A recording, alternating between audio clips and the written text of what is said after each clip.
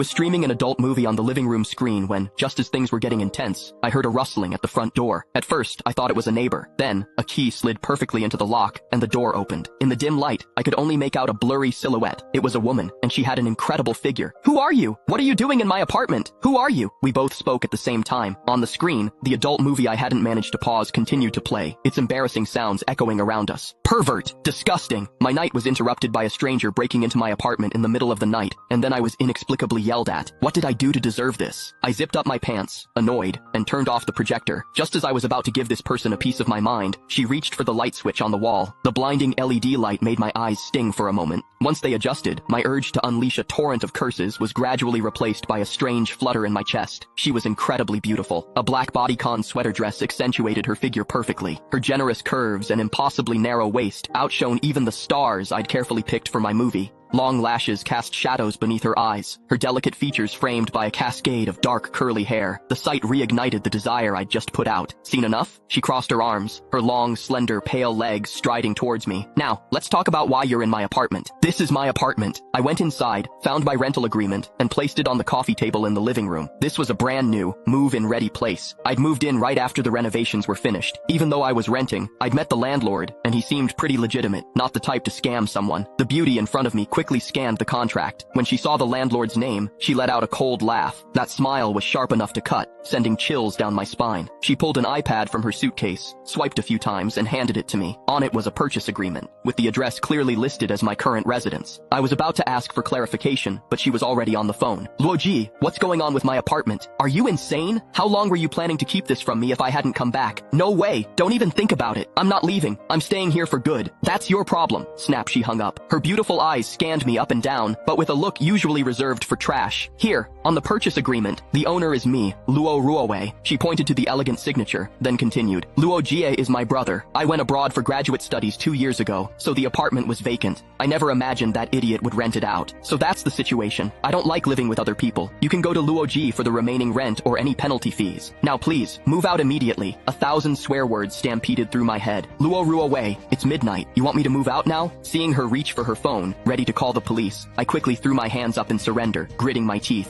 "Fine, I'll move, okay?" I had plenty of things. After all, I was the first one to live in this apartment, and I'd been here for 2 years. I truly thought of this place as my home. I was dawdling, packing my luggage in the bedroom, when Luo Ruowei's sharp voice cut through the air from the living room. "Your ID. I need to take a picture. If there are any issues with the apartment, I'll contact you for compensation." Annoyed, I tossed my ID onto the sofa where she was sitting. I went back to my room and continued squatting in front of the wardrobe, packing my bags.